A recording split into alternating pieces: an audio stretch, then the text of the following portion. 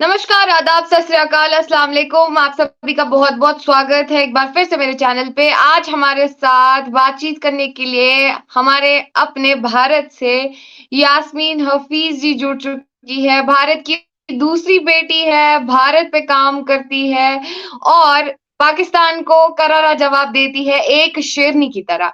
आपसे बातचीत करना चाहेंगे। सबसे पहले यास्मीन हफ़ीज़ जी आपका बहुत शुक्रिया वक़्त देने के लिए और आपका मैं बहुत स्वागत करना चाहूँगी अपनी चैनल पे। बहुत-बहुत शुक्रिया फ़ाइका और आपने बुलाया ये मुझे बहुत अच्छा लगा। आप भी बहुत अच्छा काम कर रहे हो और काबिल-ए-तारीफ़ है आपका काम। हम सब लोग अपनी तरफ से जितनी अच्छी कोशिश कर सकते हैं, कर रहे हैं। Thank you so much. जी, बिल्कुल। देखिए, आपसे जानेंगे सबसे पहले तो हमारे व्यूअर्स में आपको बहुत सारे लोग जानते हैं चूँकि आप ग्राउंड पे काम करते हो, आप रियलिस्टिक स्टोरीज़ पे काम करते हो, आप प्रोपेगेंडे खोलने की कोशिश करते हो। लेकिन फिर भी आपसे जानना चाहेंगे थोड़ा-सा आपके बारे में हमारे दर्शकों को कुछ बता दें, आपका प्रोफ़ेशन क्या है, आप क्या करते हैं? अभी तो मैं बाय प्रोफ़ेशन अगर सीधा-सीधा कहूँ तो यूट्यूब पे ही वर्क कर रही हूँ। इससे पहले मैं एजुकेशन में थी तो टीचिंग में थी और उससे पहले एक एनजीओ में भी वर्क किया। तो ऐसे करते-करते अभी घर पर हैं और यूट्यूब पर काम कर रहे हैं और बहुत सारी ऐसी चीज़ें हैं जो अंदर-बाहर की घर की ज़िम्मेदारियाँ, बहुत सारा कुछ है। बस इस तरह से चल रहा है। हुँ। अभी कहीं ऐसे जॉइन नहीं किया है जी। प्रोफ़ेशनली क्योंकि अगर उधर गया ज़हन तो मेरा इधर से हट जाएगा। तो अभी थोड़ा इस पे फ़ोकस है। जी, बिल्कुल। बिल्कुल, आप भारत के लिए बहुत अच्छा काम कर रही है, करेंगी भी आगे आने वाले वक़्त में इंशाल्लाह दुआ करेंगे कि आप ग्रो करें और भारतवासी जितने भी यहाँ पे हैं वो इनको सपोर्ट जाके करें क्योंकि भारत की बेटी है, भारत के लिए काम करती है तो इनका भी चैनल है यास्मीन हफ़ीज़ के नाम से शायद आपका चैनल है। तो मैं बिल्कुल, चाहती हूँ कि जितने भी हमारे व्यूअर्स हैं वो इनको भी जाके सपोर्ट करें। देखिए बिल्कुल। यास्मीन थैंक आज यू। हम जिस मुद्दे पे बात करने वाले हैं प्रधानमंत्री का मुद्दा है। प्रधानमंत्री के बारे में कई हमारे जो पड़ोसी मुल्क है वो कभी उनकी तानाशाही करने में पीछे नहीं हटता है। लेकिन वहीं अगर हम बात करें अन्य देशों की, वहीं अगर हम बात करें यूनाइटेड स्टेट्स की, वहीं हम बात करें इंटरनेशनल फोरम्स की, तो आप भी जानती हैं किस प्रकार से उनको इज़्ज़त मिल रही है, वो वाक़ई काबिल-ज़िक्र है। हाल ही में उनका विज़िट हुआ था न्यूयॉर्क जहाँ पे उनकी मुलाकात जहाँ पे उनका मीटअप हुआ था एलन मस्क के साथ। आप भी जानते हैं एलन मस्क का कितनी बड़ी हस्ती है और ट्विटर के फाउंडर है, तो उन्होंने जो है प्रधानमंत्री के लिए उन्होंने प्रधानमंत्री के लिए क्या शब्द इस्तेमाल किए थे कि I am the fan of Modi. As a भारतवासी आपको कैसा महसूस हो रहा है? आप प्रधानमंत्री के बारे में क्या विचारधारा रखते हैं? क्या रिव्यूज़ है आपके? कैसा लग रहा है? कैसा महसूस हो रहा है इस टाइम पे? अम, फ़ाइका ये बहुत आपका एक ऐसा सवाल है जो इस वक़्त इस पे बहुत सारे लोग बात कर रहे हैं क्योंकि प्रधानमंत्री जी का दौरा यूएस में ऐसा है कि इस पर पाकिस्तान की तरफ से भी हम सारी चीज़ें देख रहे हैं। भारत में अगर हम एक भारत महसूस होता है हमारे देश के प्राइम मिनिस्टर की किस तरह से उनका ग्रैंड वेलकम हुआ वहाँ इंडियन डायस्पोरा से भी मिले हैं काफी इन्फ्लुएंशियल लोगों से उनकी मीटिंग हो रही है और एलन मस्क के साथ जो उनकी मीटिंग रही और जो एलन मस्क के जो उनके अल्फाज थे कि वो मोदी जी के फैन हैं अब देखिए वही वाली बात है ना कि भारत में तो बहुत तरह के नजरियात चलते हैं और उस पर बातें होती रहती है वाद विवाद होता रहता है आप इस बात को तो मानेंगे you can not ignore prime minister Modi you love you hate but you can not ignore him और ये लोगों का एक नजरिया रहता है अरे अंधभक्त ये वो इस तरह के भी करने की कोशिश करेंगे बहुत सारे लोगों ने एलन मस्क को इस तरह से कहना शुरू कर दिया होगा कि एलन तो अंधभक्त है ये है वो है बट एक प्रोफेशनल नजरिए से देखा जाना चाहिए एक दुनिया के नजरिए से देखना चाहिए हम भारत आज कितना तेजी से ग्रो कर रहा है हम लोग इस लिहाज से कि दुनिया में भारत की क्या इस वक्त हम किस जगह पे खड़े हुए हैं हमारी एक ऐसी पहचान बन गई है कि हुँ। हमारे मुल्क के प्राइम मिनिस्टर जब जाते हैं अमेरिका तो वहाँ इतना अच्छे से उनका स्वागत किया जाता है अब आप देखिए एलन मस्क ने इस बात का जिक्र किया उन्होंने बताया कि हमारे प्राइम मिनिस्टर अग्रेसिवली वो इस बात पर जोर दे रहे हैं हमारे प्राइम मिनिस्टर बार-बार उनकी मीटिंग में जो बात हुई तो इस बात पर उन्होंने जोर दिया कि सिर्फ भारत में टेस्ला को बेचना ही नहीं है बल्कि भारत में टेस्ला को मैन्युफैक्चरिंग कराना है भाई हम चाहते हैं कि हमारे यहाँ इन्वेस्टमेंट आए और ये जो दौरा है प्राइम मिनिस्टर जी का आप इस पूरे दौरे पर नजर चलाइए ये डिफेंस और स्ट्रेटेजी के नजरिए से नहीं बल्कि ये ट्रेड के नजरिए से इन्वेस्टमेंट के नजरिए से इतना खास और इतना अहम दौरा है और बहुत ज्यादा इंपॉर्टेंट ये तब भी हो जाता है जब टेस्ला की बात आती है क्योंकि इतना देखिए चाइना टेस्ला को लेकर चाइना में टेस्ला ने काफ़ी ज़्यादा इन्वेस्टमेंट किया है। वहाँ पर मैन्युफैक्चरिंग होती है, प्रोडक्शन होता है और जिस कंट्री के अंदर अगर फॉरेन इन्वेस्टमेंट आ रहा है, तो वहाँ पर जब प्रोडक्शन होगा, मैन्युफैक्चरिंग होगी, उस मुल्क के अंदर रोज़गार के अवसर पैदा होंगे। रोज़गार के अवसर पैदा होंगे, ज़ाहिर-सी बात है वहाँ के लोगों का लिविंग स्टाइल बेहतर होगा, वहाँ के लोगों को रोज़गार मिलेगा, वहाँ के लोगों में आमदनी में परचेजिंग पावर पैरिटी में इज़ाफ़ा होगा, बहुत सारी चीज़ें हैं, हमारी जीडीपी आगे बढ़ेगी। तो हर लिहाज से अगर मैं देखूँ तो ये दौरा एक बहुत ही पॉजिटिव वे में जा रहा है। एक के बाद एक लगातार मीटिंग हो रही है, डे बाय डे भारत की जो साख है, भारत का जो मुकाम है, अगर मैं कहूँ तो और ज़्यादा मजबूत होता चला जा रहा है। फॉरेन डायरेक्ट इन्वेस्टमेंट में आप देखें सबसे ज़्यादा हमारे यहाँ जो आता है वो सिंगापुर है आई थिंक। मुझे ध्यान नहीं आ रहा है बट आई थिंक सिंगापुर है, उसके बाद मॉरिशस है। अगर मैं if I am not correct आप मुझे करेक्ट कीजिएगा और उसके बाद तीसरे नंबर पे यूएस के साथ है हमारा एफडीआई सबसे ज़्यादा। और ऐसे हुँ। में भारत का ये दौरा हुँ। और भी ज़्यादा इम्पोर्टेंट हो जाता है कि आप वहाँ जाते हैं और फिर ये देखिए यूनाइटेड नेशन हेडक्वार्टर में इंटरनेशनल योगा डे पर वहाँ पर योगा प्रोग्राम सारा ऑर्गेनाइज किया जाता है। आज योगा का भी सारी दुनिया में क्या मकाम है। आप एक सॉफ्ट पावर के तौर पर उभर रहे हैं और तो इस बात पर गर्व नहीं होगा तो और क्या होगा। हमारे जो मुल्क को रिप्रेजेंट करते हुँ। हैं, हमारे देश के हेड, हमारे देश के प्राइम मिनिस्टर, प्रेसिडेंट जब उनका कहीं ऐसा दौरा होता है, कहीं ऐसा उनका विजिट होता है और जो उस मुल्क के बाशिंदे होते हैं और उस मुल्क के जो पावरफुल लोग होते हैं, जिनका अपना वहाँ मकाम है, जो सारी दुनिया में इन्वेस्टमेंट कर रहे हैं, जो सारी दुनिया की मार्केट में जगह बनाना चाह रहे हैं और ऐसे में भारत एक बहुत बड़ा मार्केट है। तो कोई हवा-हवाई बातें नहीं, हुँ। कोई बहुत ज़्यादा डाटा डेटा ऑन फैक्ट्स पे बात नहीं, लेकिन सबसे ज़्यादा ज़रूरी बात है कि आम व्यक्ति भी इस चीज़ को समझे, कि जब हमारे देश के प्राइम मिनिस्टर कहीं विजिट पे जा रहे हैं, तो मेन मकसद क्या है? कि वो लोग हमारे यहाँ आएँ, हमारे यहाँ इन्वेस्ट करें, हमारे यहाँ उनको हर तरह की सहूलियत मिले और सबसे ज़्यादा है पॉलिटिकल स्टेबिलिटी मिले। किसी जियोपॉलिटिकल हो या डोमेस्टिक पॉलिटिक्स में भी हम देखें तो उनको किसी तरह का ऐसा कुछ ना हो जैसे हमारे पड़ोसी मुल्क में देखा जाता है। वहाँ से जो कंपनियाँ आती भी हैं वो छोड़ के भाग जाती हैं, उनको अपनी जान के लाले पड़ जाते हैं। लेकिन भारत में ऐसा नहीं है। तो एलन मस्क की तरफ से इस तरह का बयान आना कि वो मोदी जी के बहुत बड़े फैन हैं। अब वो इसलिए तो नहीं हुआ होगा ना कोई वो पर्सनली बैठ के मोदी जी से कोई बातें कर रहे होती है, कोई घरेलू मसले मसाले बात हो रही होती होगी। वो जानते हैं कि इस वक़्त भारत को कहाँ लाकर खड़ा कर दिया है हमारे देश के प्राइम मिनिस्टर ने, दुनिया में क्या जगह है और टेस्ला जो कि इलेक्ट्रॉनिक कार्स की अगर मैन्युफैक्चरिंग आप सोचिए भारत में आ जाती है, तो ये हमारे देश के लिए कितना फ़ायदेमंद होगा।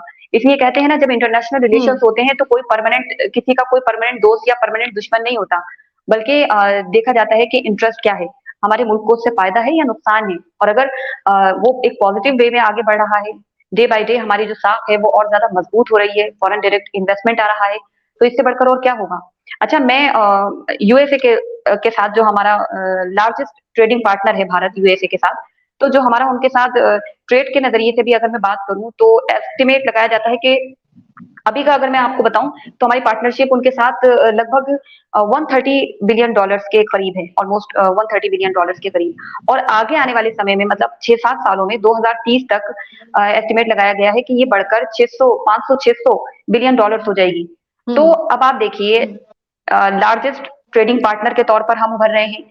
आगे 6-7 साल कोई बहुत ज़्यादा लंबा वक़्त नहीं होता, मतलब 2030 बहुत जल्दी दिन निकल रहे हैं, साल गुज़र रहे हैं ऐसे। ऐसे में अगर 2030 में भारत और अमेरिका के एक बहुत मजबूत और बहुत बड़े ट्रेडिंग पार्टनर के तौर पर उभर रहे हैं, तो अभी के वक़्त में चाइना और अमेरिका का जो ट्रेड है 690 अप्रॉक्स इतना ही बिलियन डॉलर्स के करीब है, 690 तो ये उसको क्रॉस कर जाएगा या उसके आस-पास आके खड़ा हो जाएगा। और वो भी आप देखिए इतनी बड़ी आबादी के साथ, मतलब बहुत सारे लोग इस बात में एक नेगेटिविटी ढूँढते हैं कि इतना बड़ा मुल्क है ये क्या हमारे देश के अंदर कमियाँ निकालना और ये, लेकिन जो इसके पॉजिटिव पॉइंट है ना उसको देखकर हर एक भारतवासी को गर्व होना चाहिए। हर एक आम और ख़ास को इस चीज़ को समझना चाहिए कि इस दौरे के आखिर देखिए मायने क्या हैं? यहाँ पे मैं क्यों आपको बोलना चाहूँगी जी। देखिए, हुँ, यहाँ पे मैं हुँ। आपको बोलना चाहूँगी जिस प्रकार से आपको भी पता है कि पाकिस्तान जो है एक तरफ से भारत जो है तरक्की करता है, लेकिन वहीं दूसरी तरफ से पाकिस्तान के जितने भी ब्यूरोक्रेट्स हैं, वो बार-बार प्रधानमंत्री पे सवाल उठा रहे हैं, वो बार-बार प्रधानमंत्री की तानाशाही करने में पीछे नहीं हट रहे और हमारे भारत में भी कुछ ऐसे लोग हैं, कुछ ऐसी रीजनल पार्टीज़ हैं, कुछ ऐसी पार्टीज़ हैं, चाहे आम आदमी पार्टी की बात करें या फिर कांग्रेस की बात करें, तो लगातार प्रधानमंत्री को जो है टारगेट करते हैं कि इन्होंने हिंदुत्व करवाया, इन्होंने हिंदू-मुस्लिम को लड़वाया, इन्होंने भारत में आज बेरोज़गारी है, भारत में ऐसा है, भारत में वैसा है, गुजरात अटैक हुआ, वो हुआ, ये हुआ। तो आपको क्या लगता है कि एक तरफ से भारत में ही कुछ लोग हैं जो टेररिस्ट ऑर्गेनाइज़ेशंस को सपोर्ट करते हैं, जो पाकिस्तान को सरासर उनके उनके आइडियाज़ जो है उनकी जो मेंटालिटी है, उनका जो मेंटल सेटअप है, वो पाकिस्तान के प्रोपेगेंडा माइंडसेट से मिल रहा है। तो इस बारे में आप क्या कहना चाहोगे? आपको क्या लगता है कि अगर हमारे देश में ऐसे ही देशद्रोही जैसे इंसान हम कह सकते हैं, हम पाए गए, तो हमारा देश कहाँ की तरफ जाएगा? और अगर पाकिस्तान की बात करें तो पाकिस्तान बार-बार प्रधानमंत्री पे ये सवाल उठा रहा है। क्या चाहिए उन उन लोगों को क्या चाहिए? उन लोगों के लिए आप क्या बोलना चाहोगे? देखिए फाइका, अगर हमारे देश के अंदर कोई एंटी बीजेपी बात करता है, तो जाहिर सी बात है वो एक पॉलिटिकल नजरिए से बात होती है, वो सियासत है, वो घोर सियासत होती है। अपोजिशन में जो भी होगा वो हुँ, कभी भी अपने अपोजिट की तारीफ नहीं करेगा। ये सियासत का एक नियम होता है। हुँ, लेकिन अगर वो एंटी किसी भी पॉलिटिकल पार्टी एंटी होते होते आप देश विरोधी बात करने लगे, आप देश की बदनामी करने का एक जरिया बन जाए, आपकी वजह से दूसरे मुल्क को मौका मिल जाए और वो उन पॉइंट्स को उठाकर अपने देश के अंदर प्रोपेगेंडा क्रिएट करके सारी दुनिया में हमारे भारत की साख पे चोट पहुंचाने की कोशिश करे, इसे मैं देशद्रोह मानती हूँ। क्योंकि आप किसी पॉलिटिकल पार्टी की बात कर रहे हैं, उसके खिलाफ बात कर रहे हैं, वो करेंगे। आम आदमी पार्टी हो, कांग्रेस हो, कोई भी पार्टी हो, हुँ, आपस में इनके खिलाफ चलेंगे, ये एक दूसरे को जी। बोलेंगे। लेकिन अगर आप लेकिन देश के ऊपर यूनाइटेड बात करने नेशंस लगे, में या कहीं फिर ना कहीं इंटरनेशनल फोरम्स में किसी अपने हम्म, प्रधानमंत्री या फिर अपने इंडिया को बदनाम करना ये तो एक एग्जैक्टली प्रोपेगेंडा मैं है। उसी पे आ जी। रही थी। मैं उसी पे आ रही थी। हुँ, अपने मुल्क के अंदर जो बात है उसे जी। अपने मुल्क के अंदर रखिए। अपने मुल्क में अगर कोई इख्तलाफात है उसे अपने मुल्क के अंदर सुलझाइए। आप पार्लियामेंट में बैठ के सुलझाइए। बहुत सारे सोशल मीडिया प्लेटफॉर्म है, वहां पर आए दिन हम देखते हैं। अब तो हमारे जो पॉलिटिशियन है वो ट्वीट करते हैं, उस पर सुलझाइए। आपके पास अपने मुल्क के अंदर मंच है, आप यहाँ पर बात कीजिए। लेकिन अगर आप भारत की बात भारत के बाहर जाकर करते हैं और वो इस तरीके से करते हैं कि जो चीज भारत में अपवाद स्वरूप हो रही है उसे आप एक कड़ा नियम बताकर कि ये मेन है, ये मुद्दा मेन है और बाकी सब दाएं बाएं हैं, तो वो ऐसे बहुत सारे जर्नलिस्ट भी कर रहे हैं, ऐसे बहुत सारे पॉलिटिशियन कर रहे हैं। और बहुत शर्म की बात लगती है, इसलिए अफसोस लगता है कि ठीक है, अपोजिशन में होना, मजबूत अपोजिशन का होना बहुत ज्यादा जरूरी है एक डेमोक्रेटिक कंट्री के लिए। लेकिन अगर आप अपने देश के खिलाफ चले जाएं सिर्फ और सिर्फ सियासत के लिए, सियासत चमकाने के लिए, तो वो बहुत अफसोसजनक लगता है। क्योंकि एक नियम है सियासत का, एक नियम होता है कि आप अपोजिट तो बोलेंगे, लेकिन वक्त आज किसी और पार्टी का है, कल जनता जिसको पसंद करेगी वो कोई और प्राइम मिनिस्टर होंगे, परसों किसी और को। वो एक डेमोक्रेटिक कंट्री का मजबूती होती है। लेकिन जरूरी ये होता है कि आप एक जिम्मेदार पॉलिटिकल पार्टी से आते हैं और आप जाकर विदेशों में जाकर अपने मुल्क के खिलाफ बोल रहे हैं और आप उन तंजीमों को एक मौका दे रहे हैं कि आप हमारे मुल्क के अंदर से ये पॉइंट उठाइए और आप इस पे एक एजेंडा और एक प्रोपोगेंडा क्रिएट करके हमारे मुल्क के खिलाफ जाइए।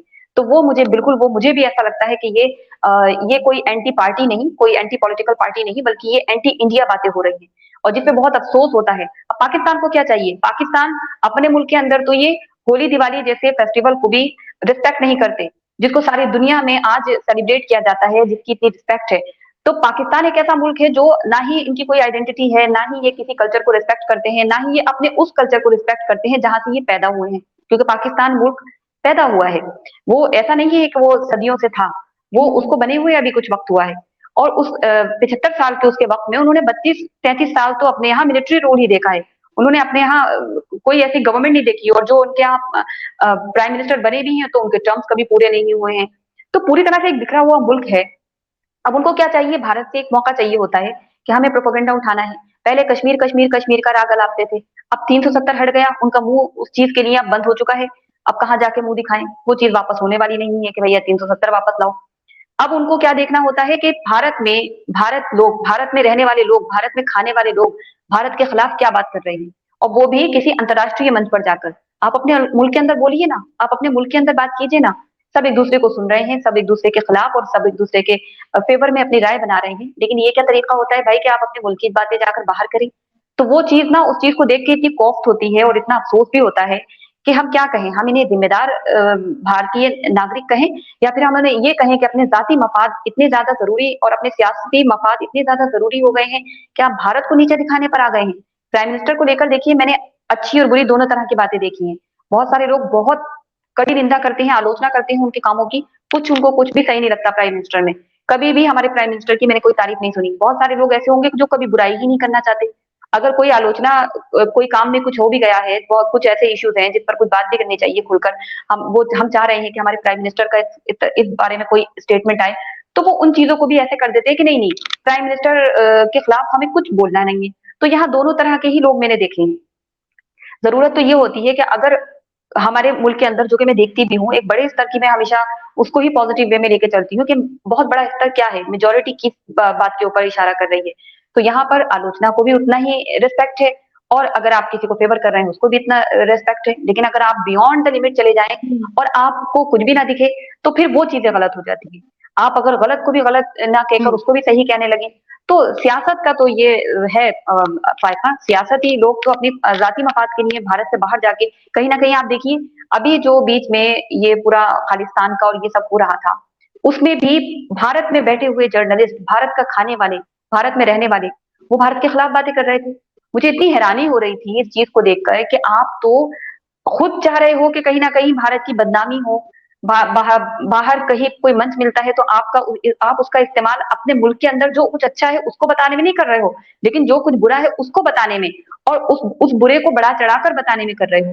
तो ये बातें बिल्कुल, ये देश के हित के लिए तो हुँ। नहीं कही जा सकती, ये देश विरोधी ही होती है। तो हमारे प्राइम मिनिस्टर जिस मकाम पर आज मुल्क को जी। लेके जाना चाहती हैं और जो उनकी कोशिशें हैं वो भी हमें दिखती हैं। और अगर उनसे, उनके द्वारा या उनकी पॉलिटिकल पार्टी के द्वारा कोई ऐसी चीज आती है जो अच्छी नहीं है, गलत है, तो उस पर आप उसके खिलाफ भी बात करें। ये होती है असल बात। तो ये नहीं कि आप अपने मुल्क के खिलाफ जाकर बात कर रहे हैं भारत में, जस्ट बिकॉज कि आपको प्राइम मिनिस्टर से इतनी प्रॉब्लम है कि आप उनको बर्दाश्त ही नहीं कर पा रहे हैं। तो ये चीजें देश के विरोध में जाती हैं, देश के जी। समर्थन में नहीं जाती, और आप दुश्मनों को मौका दे रहे हैं। जी। देखिए, एलन मस्क की अगर हम फिर से बात करें तो जहाँ एक तरफ से एलन मस्क ने अपने आप को प्रधानमंत्री का फैन बोला है, तो वहीं दूसरी तरफ से अगर हम बात करें तो आप भी जानते हैं कि पाकिस्तानी यूट्यूबर्स जो है, उनको कोई इंडिया का मुद्दा मिलना चाहिए, एलन मस्क या फिर कोई भी बात, तो वो ग्राउंड रियलिटी पे उतर आते हैं, तो ग्राउंड पे उतर आते हैं। तो लेकिन वहाँ के लोगों ने जिस प्रकार से प्रधानमंत्री के बारे में बातें बोली है कि बस इंटरनेशनल फोरम जो इंटरनेशनल फॉरेन कंट्रीज जो है या फिर सुपर पावर नेशन जो है वो इंडिया को एक सोने की चिड़िया समझती है, दैट इज वाई उनको इंडिया से रिसोर्सेज मिलेंगी, दैट इज वाई वो इंडिया को या फिर प्रधानमंत्री को सराहते हैं। इस बारे में उनको क्या जवाब देना चाहोगे? पाकिस्तानी अवाम, आपको भी पता है एजुकेशन सिस्टम वहां पे लैक कर रहा है, नॉलेज की भी कमी है, फैक्ट्स की भी कमी है, तो आप जरा थोड़े से फैक्ट्स रखें ताकि उनको भी समझ में आ जाए जो भी हमें पाकिस्तान से यहाँ पे देख रहा है। अच्छा, पाकिस्तानियों का ना मुझे बड़ा फनी लगता है, फाय का जब ये कोई ज़िक्र आप या मैं करती हूँ तो मुझे बड़ा फनी सा लगता है। वो लोग एक ही टॉपिक को लेकर, एक ही भारत की चीज़ को लेकर वो दिन में 1 तो 4-4 5-5 वीडियोज़ बना रहे होते हैं। ये मुझे लॉजिक समझ नहीं आती।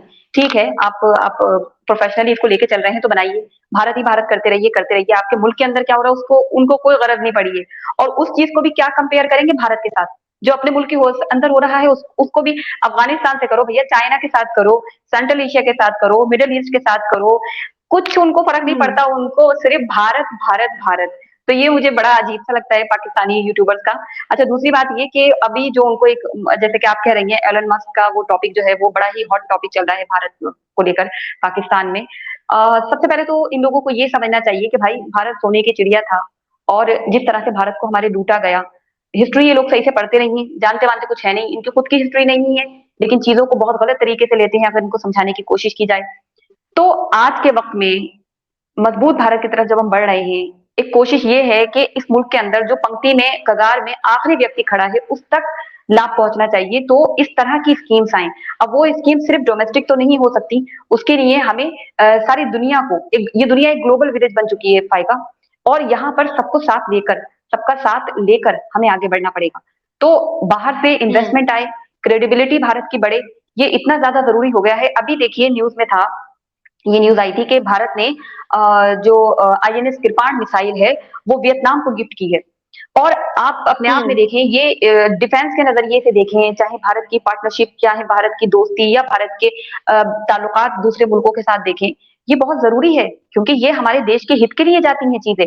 दूसरा ये कि अभी ग्लोबल साउथ समिट हुई थी, एक वर्चुअल समिट हुई थी, तो वहां पर लगभग 120 देशों के जो लीडर्स थे, उन सबका एक मत था कि आगे आने वाले समय में जो मुद्दे हैं जियो पॉलिटिक्स में, ताकि ये पूरा मुल्क जो है, पूरी दुनिया जो है वो एक ही तरफ ना झुक जाए, यहाँ पर जो मल्टीपोलर वर्ल्ड बन रहा है, तो ये ना हो कि सिर्फ यूएसए की तरफ झुक जाए या सब चाइना की तरफ झुक जाए, तो ऐसा ना हो, बल्कि इस दुनिया में बैलेंस बना रहे, उसके लिए उन 120 ममालिक के हेड, उन लोगों ने ये बात रखी कि प्राइम मिनिस्टर मोदी जो है वो लीड करें अब।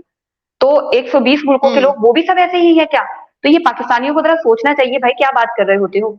और उस वर्चुअल मीटिंग, ये जो ग्लोबल साउथ समिट हुई थी, इसकी बात से हटकर एक और बात है, G20 समिट की जो मीटिंग है, फाइनल मीटिंग, वो सितंबर में होने वाली है।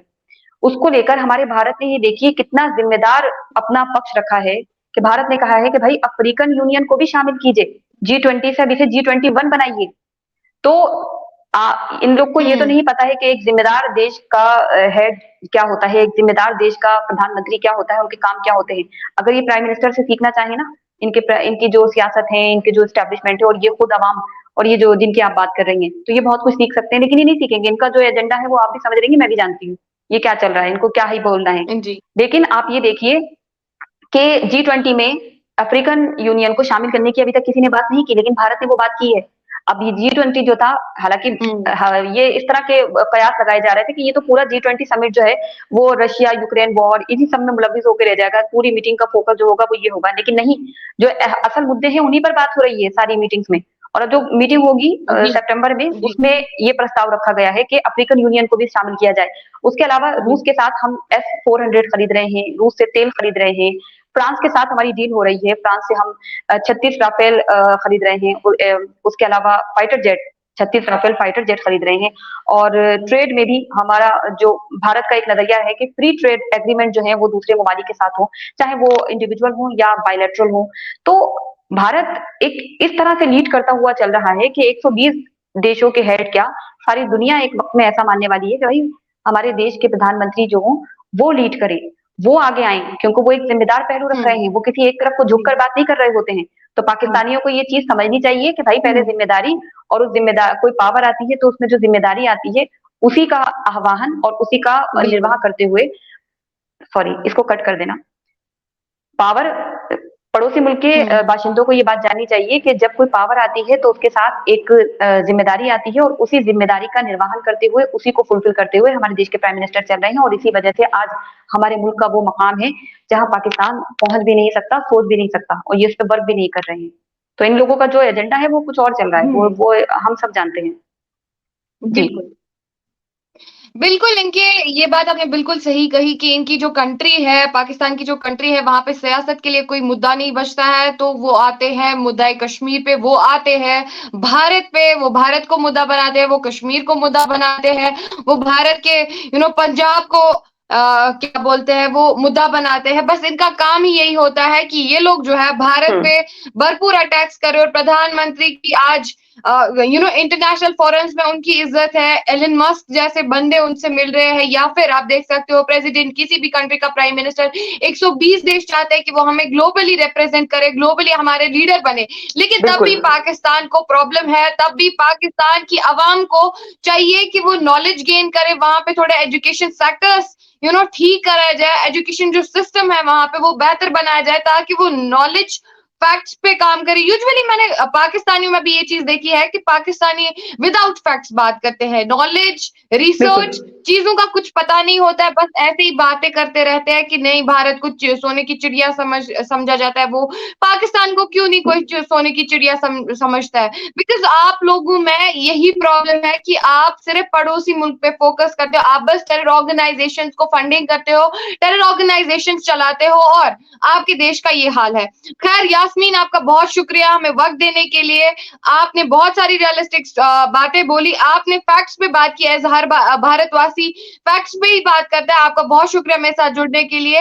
तो दर्शकों, जिस प्रकार से मैं आप तक भरपूर इंफॉर्मेशन, जी फाइका, एक पॉइंट मैं आपकी बात में और ऐड करना चाहूंगी। आपने बहुत अच्छी बात कही पाकिस्तानी यूट्यूबर्स के बारे में, ये मेरे जहन से निकल गया था। लेकिन अभी पाकिस्तान में जो पाकिस्तानी लोगों के साथ जो हादसा हुआ है ग्रीस में, मेडिटेरेनियन सी के अंदर, जिस तरह से उनके साथ जो कितने सारे वहां पर पाकिस्तानी लोगों का, हाँ 300 उससे ज्यादा ही है, कुछ आंकड़े इस तरह से आगे पीछे आ रहे हैं। तो ये ह्यूमन ट्रैफिकिंग हो रही है, ह्यूमन स्मगलिंग हो रही है पाकिस्तान में। इन मुद्दों पर कोई हम यूट्यूबर्स की ज्यादा वीडियो नहीं देख रहे हैं, वो एक आध वीडियो उठाते हैं, इस पर डीपली वो कोई बात नहीं करते हैं। पाकिस्तान में माइनॉरिटीज के हुकूक को बिल्कुल खत्म कर दिया गया है। रोज वहाँ पे किडनैपिंग हो रही है, रोज वहाँ पर माइनॉरिटीज के ऊपर अटैक हो रहे हैं। कोई यूट्यूबर आपको बहुत ज्यादा इस पर बात करते हुए या बहुत डीपली इसके ऊपर रिसर्च करते हुए, फैक्ट और डेटा पर बात करते हुए नहीं दिख रहा है। ये सिर्फ एक बार ये टॉपिक उठाते हैं, इसलिए मुझे इन लोगों से ये शिकायत है कि अगर आप बात कर रहे हैं ठीक है, सौ बिस्मिल्लाह, आप भारत पे बात कीजिए, हम कह रहे हैं बात कीजिए, अवेयरनेस के लिहाज से कीजिए, लेकिन आप अपने मुद्दों को भी तो रेज कीजिए, आप अपने मुद्दों को भी तो बात कीजिए। कितना कुछ पाकिस्तान में हो रहा है, बिल्कुल, ये लोग उस पर, अब ये होली बिल्कुल। का जो है, जो होली सेलिब्रेशन को बंद किया है, ये लोग उस पर भी कोई कल अवेयरनेस बैन वीडियो नहीं वगैरह बनाएंगे। हाँ, बस वो एक दो दाया बाया वीडियो आप देखेंगे। तो ये शिकायत है मुझे इन लोगों से, अगर ये बिल्कुल, इसको सुधार सकते हैं तो प्लीज सुधारें। जी। बिल्कुल, बिल्कुल। बहुत शुक्रिया यास्मीन आपका वक़्त देने के लिए, हमारे दर्शकों को बहुत सारी रियलिस्टिक बातों से आगाह कराने के लिए। तो दर्शकों मिलते हैं ऐसे ही अगले प्रोग्राम से, ऐसे ही कुछ शख्सियत से आपको मुलाकात कराते हैं और ग्राउंड रियलिटी दिखाते हैं। तब तक के लिए जय हिंद, जय भारत, जय कश्मीर। जय Hind. Thank you so much.